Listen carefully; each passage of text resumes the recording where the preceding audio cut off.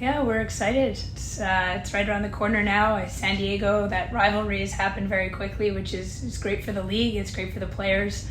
We've played one another a lot this year, but I think Casey and I both get to experience our first playoff game together. It's going to be fun.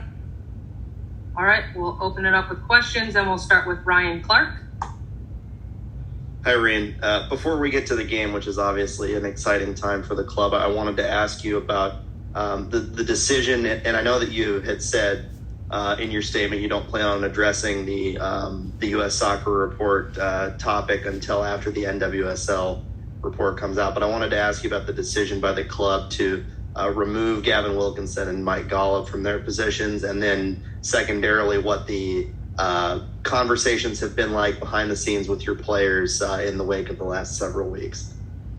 Yes, starting with the softball there, Ryan. Thanks. I think I was clear in my statement. I think these women and the women of the NWSL are frequently asked to be spokespeople for major events, and it takes a toll, and people don't recognize that. I've spoken often about this league now getting to be at the forefront of doing things as well as we possibly can, and that takes a lot of it's a lot of growing pains, and it's not just this league, it's everywhere, but we're under the microscope right now, and that's why these reports are happening. I won't address what's happened after the Yates report. There's another report still to come. I feel for these players that are just trying to play the game they love and to show up and put on a performance for the fans, and have to instead get derailed. We did a lot of talking as a team. We gave them time and space, we provided them support, and then we gave them what they really wanted, which was to get back on the field. I will say for the sponsors that have stuck by us and are supporting us, I think, I know I'm speaking clearly here, but these women need backing now more than ever, and our fans that are going to come out and support the players, thank you. And for the sponsors that have stuck with us and are demanding transparent change, but sticking with us in terms of support, I'm so appreciative. I know the players are as well, because we just want to play, we just want to have a club, and we want to make sure that there's always a professional league for our young girls and women in North America especially to play. All right, we're going to go to Brenna Green next. Hi, Rhian. Kind of following up on something you just said. You mentioned that a lot of times, women are put in positions where they have to answer for questions. They have to answer situations that maybe, were mostly caused by men, and have to stand up for themselves. Just kind of what is it like for you personally to be in that position right now? Men, women, it's something that I think the women's game has always had to do, and it's something our players are very proud to do. They like being role models. The majority of them want to be. They like speaking up for things they feel passionately about, and I think that's why we do have such a passionate fan base. There's a time where it gets tiring, and this team in particular has had 2 years of constant demand to be spokespeople for really huge things, and some of them want to be and some of them don't, and it has to be their choice. And I do feel we got away from that from a little bit, and we expected statements and we expected teams to come out, and right now half of them don't know what to think because they can't really share an opinion because they're going to tick off someone or annoy someone else. They're just trying to be quiet and just get back to playing, and I understand that.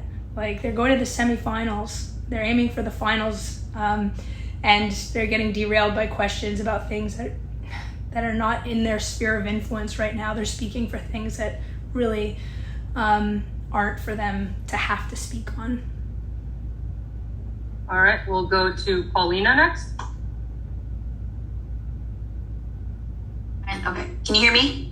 Yep. There it is. Hi. So speaking of fans, we've talked to fans about this, and some of them have come out saying, we're unsure if we want to go to the game. How do we handle this? What do you want? You mentioned that the players need the fans more than ever. So what do you say to fans who are debating whether or not they want to come out on Sunday?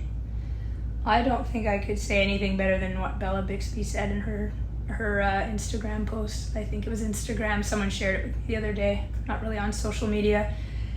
Everyone has their own story and their own traumas, and in that way, if they can't come to the game, that is completely understandable. But these players deserve the fan support. They've earned it through the season. They love the fans. There's a crazy connection there that it's amazing to watch. And take the front office and put it aside, and everyone's what's getting lost in the media right now is just the fact there's a semifinal game with a team that has done no wrong and that just wants to play for their fans. So for those that feel like they can show up, we're very grateful, and we look forward to seeing you there. All right, we'll go to Lindsay Schell next. Hi, Rhian. Thanks for taking the time. This is Lindsay with USA Today. You mentioned the players want to get back to playing the game that they love. We saw when the national team was abroad that everything going on is really taking a toll on everyone.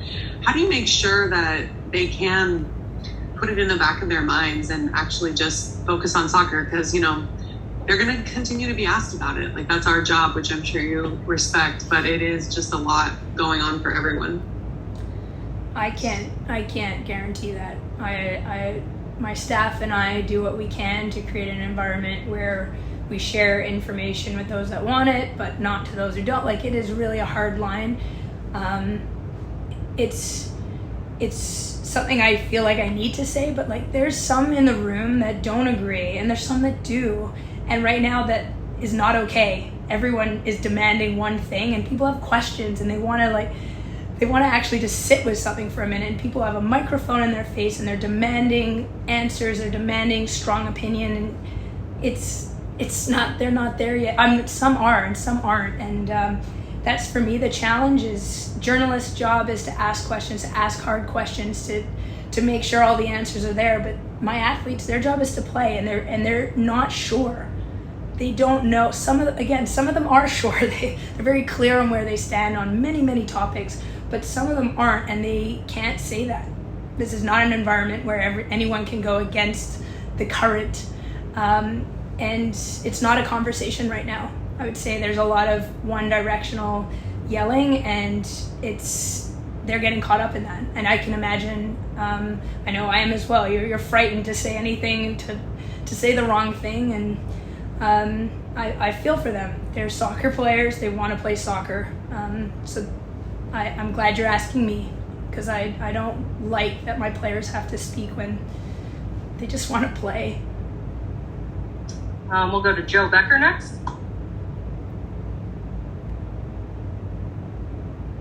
Rhian, thanks for joining us today, and congratulations on a great season so far. Your first year, the team's done so well with everything going around.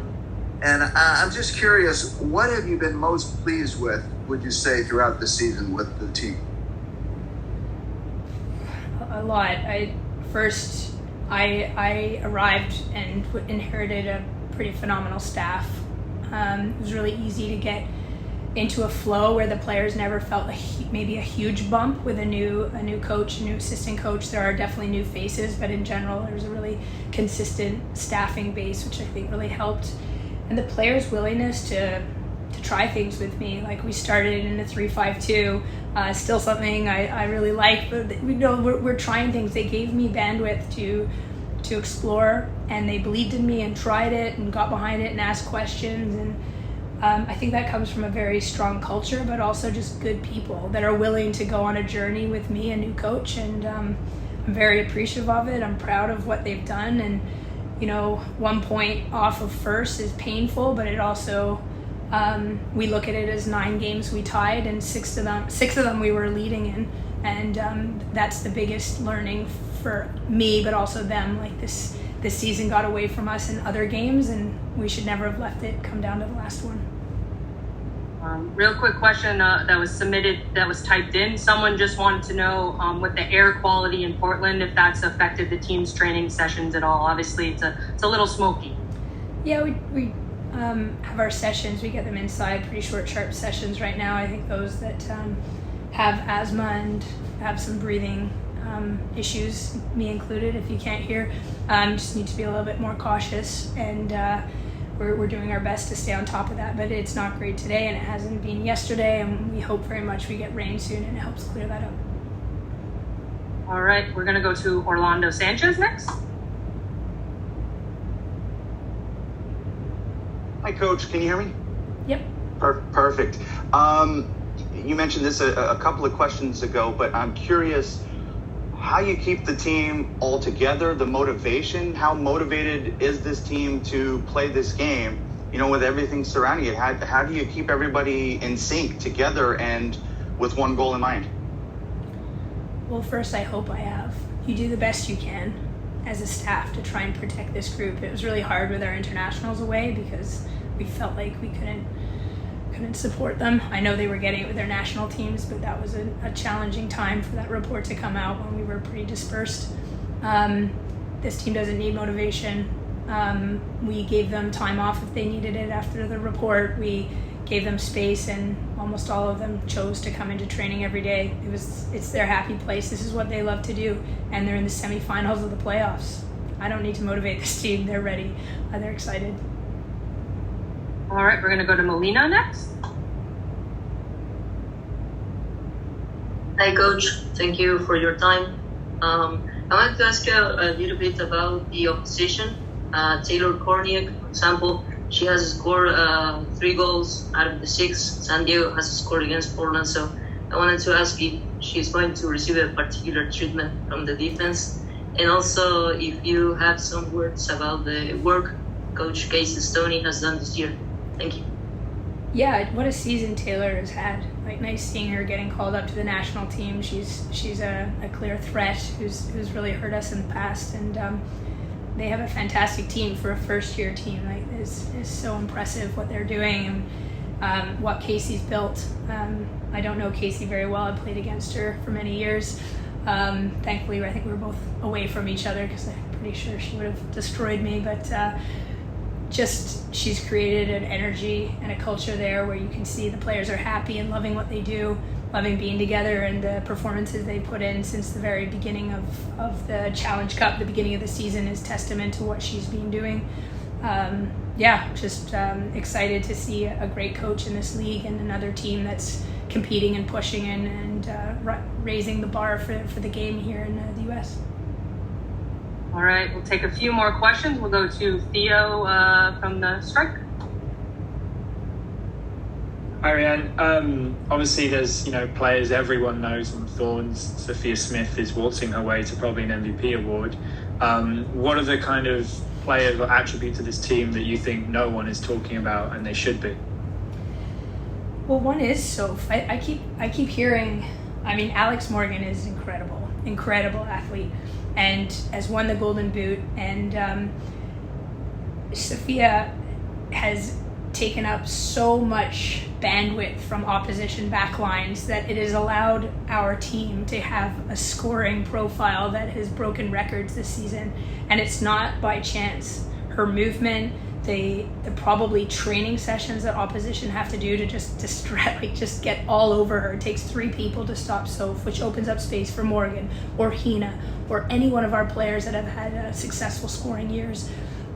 So even though Soph is spoken about a lot, I don't think people recognize that off the ball work that she's doing, the assists she's creating, and I recognize I'm biased, but when you say MVP, she is, that is what sets her apart. It's definitely a Golden Boot would have been amazing for her, but if you look at how many players have had really prolific goal scoring seasons, and why that is, it's because of the spaces she's created. I think that hasn't been spoken about enough, what she's doing off the ball and the spaces she's creating for her teammates.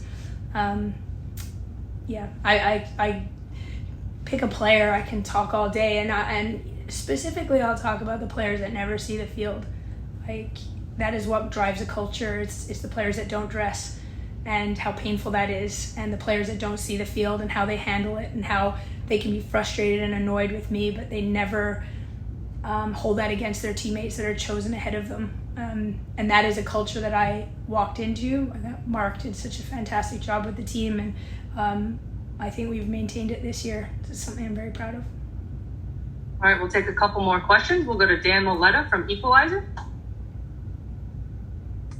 Thanks. Hi, Rhian. You've seen the wave a bunch of times this year already, 4 times dating back to the Challenge Cup. I'm wondering, A, how they've changed since the Challenge Cup, and B, which of those 4 matches do you anticipate this weekend will most resemble? I think that they're like Casey and her staff have been pretty clear on how they want to play from early on, and the way that their patterns move, it's just gotten a lot sharper.